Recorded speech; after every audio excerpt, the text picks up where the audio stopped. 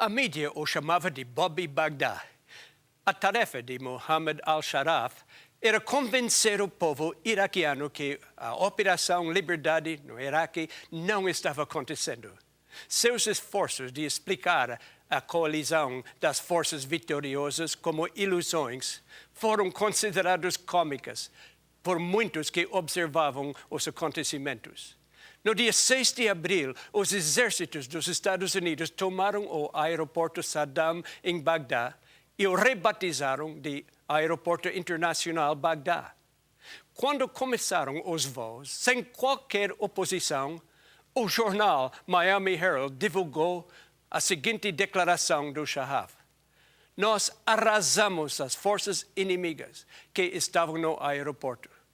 No dia seguinte, após as tropas norte-americanas estarem praticamente no centro de Bagdá e terem invadido o Palácio Republicano de Saddam, o Washington Post divulgou outra declaração dele: "Não há presença de colunas americanas na cidade de Bagdá.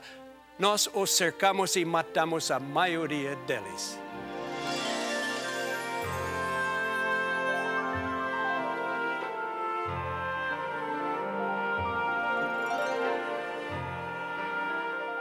Está escrito: convosco Henry Feyerabend, apresentando Cristo como a resposta para os seus mais profundos anseios. Hoje apresentamos a primeira pregação do Evangelho. Bobby Baghdad não é o único a proferir mentiras e insultos com tanta veemência, mesmo após de ter sido derrotado. Um perigo muito maior que o perigo que Iraque representa para a liberdade está ameaçando nossa civilização. Mentiras bizarras e ridículas estão sendo insinuadas sobre as massas. Mas não tenha medo. O inimigo que enfrentamos já foi derrotado. Não precisamos acreditar em suas mentiras. Por que este planeta está constantemente em guerra? Por que há tantos fomentadores de guerra no mundo? O supremo fomentador de todas as guerras trabalha dia e noite, instigando a raça humana a lutar. Tudo começou, por incrível que pareça, no céu. Lemos no livro de Apocalipse, capítulo 12, versículo 7. Houve peleja no céu. Miguel e seus anjos pelejaram contra o dragão. Também pelejaram o dragão e seus anjos. Todavia não prevaleceram, nem mais se achou no céu lugar deles. E foi expulso o grande dragão, a antiga serpente, que se chama Diabo e Satanás, o sedutor de todo o mundo. Sim, foi atirado para a terra e com ele os seus anjos. O livro de Apocalipse aponta para o livro de Gênesis, o livro que conta o princípio de tudo. Aqui vemos este dragão chamado Diabo e Satanás, que fora expulso do céu, tentando nossos primeiros pais. Ele foi muito mais bem-sucedido do que jamais poderia ter sonhado. Foi um dia de vitória para ele. Seu plano dera certo. Seu engano tinha funcionado melhor do que ele esperava. Foi um dia de cruel triunfo. Após perder a batalha no céu, ele agora introduzia sua maldade no planeta recém-criado. Conseguira estampar na raça humana a sua própria imagem. Tinha conseguido promover a rebelião contra Deus. Com um sorriso maléfico, orgulhou-se de sua vitória. Mas seu triunfo durou pouco. Deus desce do céu e o confronta. A luta não é mais entre Satanás e a raça humana. Agora Deus o vence no próprio campo de batalha, onde ele alcançara sua vitória. Aqui, no livro do princípio, no terceiro capítulo de Gênesis, encontramos o primeiro sermão evangélico pregado na terra. O pregador é o próprio Jeová. A audiência consiste na raça humana inteira, que naquele momento era composta de apenas duas pessoas, Adão e Eva. O príncipe das trevas recebia a mensagem. Suas hostes de anjos maus estavam ao seu lado, assim como estavam também os anjos do céu e os habitantes dos mundos não caídos. Quando foi pregado este sermão? Logo após o pecado ter entrado no mundo. Antes mesmo que qualquer anúncio de punição, antes da sentença, antes da mulher ser condenada a ter dores no parto e o homem a exaustivos trabalhos, antes da condenação do solo com a maldição de espinhos e ervas daninhos, antes do pronunciamento divino à raça humana, do pó vieste e ao pó voltarás. Antes da condenação veio uma breve mensagem de misericórdia. Aqui está o sermão em sua versão condensada, como é apresentado no livro de Gênesis, capítulo 3, versículo 15. Porém, inimizade entre ti e a mulher, e entre a tua semente e a semente da mulher. Ela lhe ferirá a cabeça, e tu lhe pisarás o calcanhar. Essas palavras não foram ditas aos nossos primeiros pais. Foram dirigidas à serpente como punição pelo que tinha feito. Aqui temos a primeira promessa vinda do Supremo Defensor que será ferido, que sofrerá, mas ferirá o inimigo numa parte vital, ou seja, com um golpe mortal na cabeça. O tentador será punido e sua punição trará bênção à raça humana. Este sermão evangélico era a única coisa em que Adão e Eva podiam basear sua esperança, mas já bastava.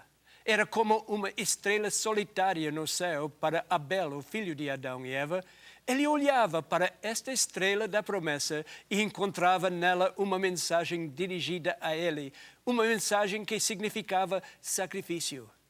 Pela fé, ele pegou um inocente cordeirinho, colocou-o no altar, e ali viu como a semente da serpente iria ferir o calcanhar da semente da mulher. Seu próprio irmão o odiou e matou. Ele tornou-se o primeiro mártir. O mesmo sermão do Evangelho foi a tocha que brilhou nos portões do Éden e iluminou todos os que creram. Os patriarcas e profetas do Velho Testamento regozijaram na misteriosa linguagem dessa promessa e descansaram sobre ela as suas esperanças. Morreram na fé. Neste verso bíblico encontramos todo o Evangelho. Nele encontramos o mistério da encarnação. Cristo é a semente da mulher. Ele não nasceu de forma comum. A profecia de Isaías disse: eis que a virgem conceberá e dará à luz um filho, e lhe chamará Immanuel. Isaías 7,14. Em Gênesis 3,15, há uma profecia sobre o sofrimento de Cristo. Tu lhe ferirás o calcanhar. Nas entrelinhas dessas palavras, encontramos a história do sofrimento de Cristo de Belém até Calvário. A vida de Cristo foi escrita com sofrimento. Ele carregou nossas enfermidades e tristezas. Sua alma ficou profundamente triste até a morte. Seus inimigos cravaram suas mãos e pés. O inimigo feriu seu calcanhar, mas não sua cabeça. Ele morreu, mas foi por apenas um breve intervalo, durante o qual ele descansou no túmulo do jardim. Porém, ele triunfou sobre a morte, com cicatrizes, é claro. Mas estas cicatrizes ele apresentou às cortes de glória. O livro de Apocalipse o descreve como o cordeiro que foi morto, mas no poder de sua vida ele vive eternamente. Nosso texto faz uma profecia sobre o fim do mal. Este te ferirá a cabeça. Aqui vemos a destruição do poder de Satanás, a purificação do pecado, a destruição da morte pela ressurreição, a libertação dos cativos que ascenderão ao céu, a vitória da verdade na descida do Espírito Santo e a segunda vinda de Cristo em glória. E, finalmente, Satanás sendo jogado no lago de fogo. Os primeiros ouvintes desse sermão podem não ter compreendido toda a profundidade desse memorável discurso, mas entenderam que não seriam destruídos naquele momento. Deus dissera, no dia que dela comerdes, certamente morrereis, Gênesis 2:17. Mas através da promessa do sacrifício de Cristo, houve um adiamento da pena. Era preciso que Eva vivesse para que dela surgisse uma semente. O casal percebeu que haveria uma vitória final, e isso os confortou em suas labutas e provações. Nesse texto encontramos também uma declaração de guerra. Colocarei inimizade entre ti e a mulher. Até então não houvera muita inimizade entre eles. Tinham sido amigáveis até demais.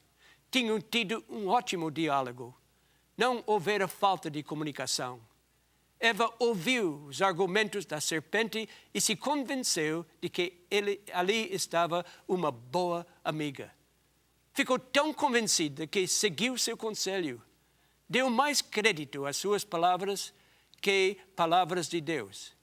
Ela acreditou em mentiras ditas sobre o Criador apenas porque a serpente as insinuou. Começou a discussão. A amizade de pecadores não dura muito tempo. Mas isso foi só o começo. Satanás tinha contado com a amizade dos descendentes de Eva, mas não demorou muito até que descobrisse que não podia contar com todos eles. Deus levantaria uma nação que faria guerra contra ele. Ela quebraria o concerto com o mal e estabeleceria um reino rival para fazer oposição à tirania de Satanás. Ele levantaria um povo que seria inimigo de Satanás e conquistaria o mal. Os filhos da promessa, a semente espiritual, odiariam a serpente.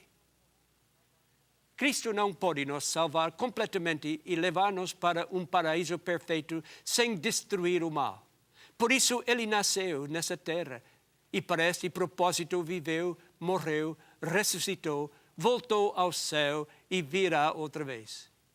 Ele então buscará o pecado em todos os cantos onde possa estar escondido e o destruirá por completo. A inimizade entre Cristo e Satanás foi demonstrada assim que Jesus nasceu neste mundo. Satanás entrou no coração de Herodes e o convenceu a matar todos os meninos de Belém. Tão logo quando Jesus foi batizado e começou o seu ministério público, Satanás foi ao seu encontro e o tentou 3 vezes. Nosso inigualável defensor expulsou o inimigo e foi vitorioso. Mas a inimizade continuou. O inimigo perseguiu Jesus através de todo o seu ministério. Jesus expulsou demônios. Falou a um espírito imundo, eu te ordeno, sai deste jovem. Marcos 9:25. Legiões de demônios saíram de diante dele e refugiaram-se numa manada de porcos para escapar ao temor de sua presença. Quando Satanás ouviu o evangelho sendo pregado pelo próprio Deus, ele tremeu. Todo sermão evangélico o faz tremer. Ele está tremendo agora. Cada pessoa convertida é uma pedra retirada do seu poderoso castelo. E ele sabe disso. É por isso que está rugindo como leão. Ele sabe que tem pouco tempo. Em Apocalipse, capítulo 12, versículo 12, lemos: Por isso, festejai, ó céus, e vós, os que neles habitais. Ai da terra e do mar, pois o diabo desceu até vós, cheio de grande cólera, sabendo que pouco tempo lhe resta. O apóstolo Pedro nos alerta para o perigo que Satanás representa para nós. Lemos em 1 Pedro, capítulo 5, versículo 8. Sede sóbrios e vigilantes. O diabo, vosso adversário, anda em derredor como leão que ruge, procurando alguém para devorar. O dragão odeia a semente da mulher. O livro de Apocalipse indica que ele tem um ressentimento especial contra aqueles que guardam os mandamentos de Deus. Lemos em Apocalipse 12, versículo 17. Irou-se o dragão contra a mulher e foi pelejar com os restantes da sua descendência, os que guardam os mandamentos de Deus e têm o testemunho de Jesus. Se você guarda os mandamentos de Deus, está declarando guerra contra ele. Ele combate as coisas que identificam as pessoas que fazem parte da semente da mulher. Mas eu tenho uma boa notícia para você. Sua sentença já foi declarada. Ele é um inimigo vencido. Jesus declarou: eu via Satanás caindo do céu como relâmpago. Lucas 10, 18. A intenção de Satanás era tornar a raça humana cativa de seu poder. Mas Cristo nos livrou e algum dia em breve vai purificar a terra e apagar os pegajosos trilhos deixados pela serpente. Algum dia, muito em breve, todo joelho se desdobrará, reconhecendo a vitória de Cristo, e toda língua o confessará. Romanos 4, 11. Os planos de Satanás foram arruinados. Ele achou que o mundo seria a arena de sua vitória sobre Cristo, mas em vez disso, tornou-se o grande teatro do universo, demonstrando o amor de Deus no Calvário. Em nenhum outro lugar do universo houve tal demonstração do amor de Deus. Foi nessa terra que o sangue de Cristo foi vertido, revelando seu incomparável amor. Satanás presumiu que tivera sucesso em seu objetivo de destruir a criação de Deus. Com uma risada sarcástica disse: consegui envenenar o homem, a criatura preferida de Deus, e ele retornará ao pó de onde foi tirado, que apodrece na tumba. Mas Satanás calculou mal o poder do amor. A morte não é capaz de segurar sequer um osso, ou mesmo um pedaço de osso, pois ao final a trombeta soará e ao som da voz do arcanjo, os mortos em Cristo ressuscitarão e todo o universo cantará: onde está, ó morte, a tua vitória? Onde está, ó morte, o teu aguilhão? 1 Coríntios 15, 55. Quão presunçoso Satanás deve ter ficado quando arrastou Jó para a pior condição que pode ter um ser humano, tirando-lhe tudo que tinha e cobrindo-o de feridas. O que Jó disse de seu Deus ao passar por este vale de sombra e de morte? Ainda que me mate, nele confiarei. Jó 13, 15. O pobre e aflito patriarca, sentado num monte de lixo e coberto de feridas, enfrenta o príncipe das trevas, mas não está com medo. Ele o enfrenta e dá-lhe um forte golpe da cabeça. Seu calcanhar está ferido, mas através de Cristo ele fere a cabeça da serpente e alcança uma completa e perfeita vitória. E não apenas Jó, mas uma multidão de santos sofreu as injúrias dos ataques desse inimigo. E todos eles estarão diante do trono de Deus sem mácula ou mancha. Uma recente edição do New York Times conta que vários milhares de soldados norte-americanos no Iraque foram feridos por granadas e bombas de fabricação caseira que, ao explodir, espalham um grande número de estilhaços. Coletes e capacetes à prova de balas protegem os órgãos vitais, mas graves ferimentos no rosto, bem como nos braços e pernas, tornaram-se uma marca dessa guerra. O Dr. Jeffrey Poffenbarger, neurocirurgião do Exército, tratou inúmeros soldados feridos. O sargento Jeremy Fieldbush foi um desses pacientes. O soldado de 24 anos estava no Iraque há apenas 2 meses e voltou para casa cego. Um pequeno pedaço de metal mudou sua vida. Há uma pequena região entre o lugar onde acaba o capacete e começa o uniforme dos soldados, cujo material serve como armadura, disse Poffenbarger. E estamos recebendo muitos soldados que foram feridos exatamente nessa região, ou seja, bem no rosto. Não há área de vulnerabilidade no exército de Deus. Quando colocamos toda a armadura, nosso ser fica fora do alcance das setas do inimigo. Nessa guerra não há lado neutro.